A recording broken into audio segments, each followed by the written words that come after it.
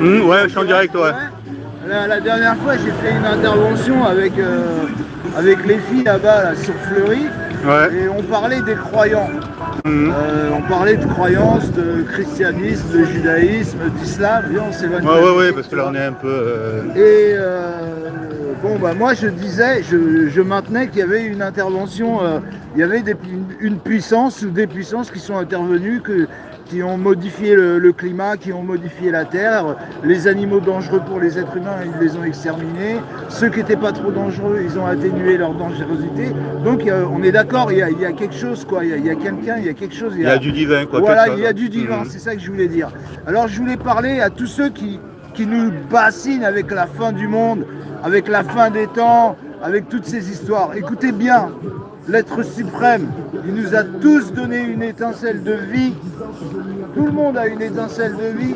C'est pour se battre jusqu'au bout pour la vie, pour avoir des enfants, pour faire grandir nos enfants. Et si jamais tu vois une menace, un tsunami,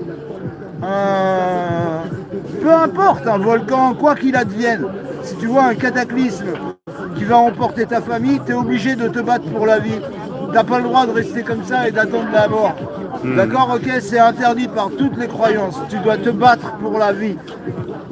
Et les gens, ils acceptent tous. Ils ont vu Macron arriver, ils ont vu qu'il allait tout détruire, ils ont vu qu'il allait tout ruiner. La guerre en Palestine, elle a commencé. On vous a dit de bouger, que c'était le problème, que c'était Macron. Vous nous avez pas écoutés. Vous continuez de manifester tout seul pour la Palestine là-bas. Alors qu'ici, il n'y a que des pro-palestiniens.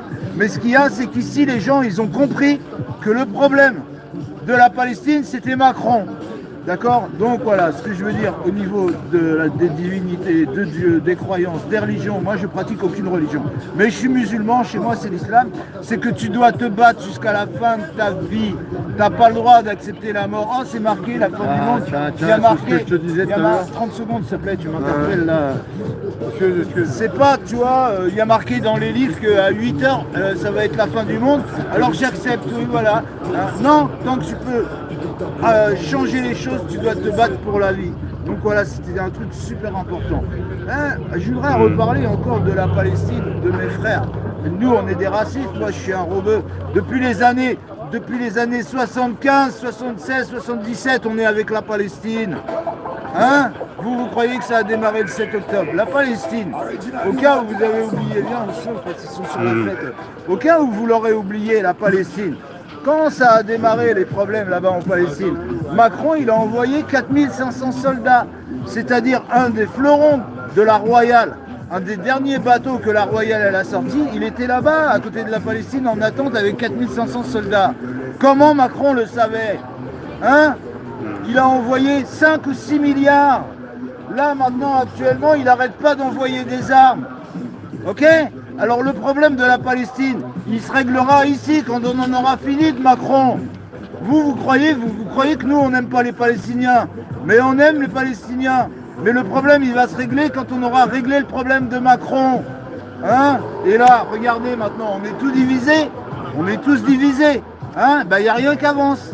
Ni la Palestine, ni ici. C'est étudié pour. Hein, donc il faut que vous vous réveillez parce que maintenant c'est en train de partir en guerre C'est civile. justement un truc là-dessus que le mec il parle. C'est en train de partir sur une guerre civile. Et il ne faut pas oublier que l'histoire qu'on a avec la France, c'est pas n'importe quoi. Ok, il y a des choses terribles qui se sont passées, mais maintenant que vous avez tous pris les papiers français, vous êtes obligés de vous battre pour la France. Tu crois que tu prends les papiers français comme ça? Mais les papiers français, tu les prends, tu dois défendre ta patrie, tes enfants, ils sont français, tes neveux, tes nièces, ils sont français. Arrêtez d'être racistes, vous aussi. Hein, tout le monde est raciste, tout le monde il aime sa race, tout le monde il aime sa communauté. Hein, arrêtez de tout mélanger. Là, on est sur des problèmes existentiels, on va tous devenir des esclaves. Parce que tous ceux qui restent immobiles dans leur coin et qui vont à l'usine ou qui vont au chantier ou qui vont conduire leur camion et qui travaillent et qui acceptent le système à Macron, je vous signale que vous acceptez l'esclavage. On va tous devenir des esclaves à cause de vous. Ok, alors réveillez-vous, c'est avec les gilets jaunes qu'on en finira de Macron.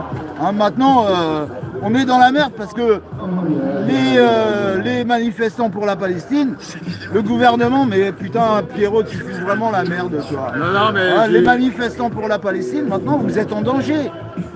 Vous êtes en danger, ils sont en train de monter une partie des gens contre vous. Alors de là qu'il y ait des attentats dans vos cortèges, mais vous êtes complètement fous. Ici c'est la France. Déjà quand vous portez des drapeaux, vous devez mettre en premier le drapeau français et en dessous le drapeau palestinien. Mais vous comprenez pas ça. Comment veux-tu que les Français ils vous rejoignent?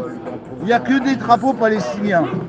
Il y a les Français très éveillés, ils vont vous rejoindre, mais les autres, ils ne s'identifient pas du tout à vous.